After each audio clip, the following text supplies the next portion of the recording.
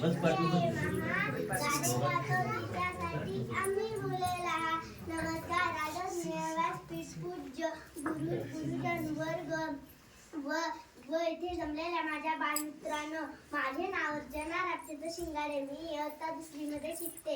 आज आपला प्रस्ताव दिन. सर्वांना खूप खूप शुभेच्छा. डॉक्टर बाबासाहेब आंबेडकर जेव्हा शाळेत जायचे तेव्हा त्यांच्या जातीमुळे लोक त्यांना अडवायचे, वाईट साईड बोलायचे. अरे लोक यांना खूप रडवायचे, पण तेच त्या लोकांना घडून गेले.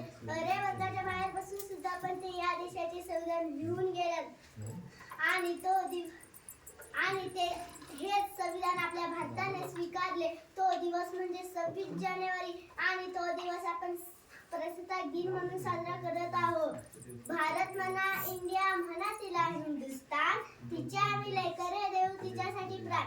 आज आपण पाहतो आजचा नौजवान ज्यांच्या खांद्यावर जबाबदारी आहे राष्ट्र निर्मितीची करायची, पण तो आज काय करतो? मोबाईलवर गेम खेळत, पबजीच्या नादात दिवसाची रात्र, रात्रीचा दिवस कधी झाला तेही माहित नाही.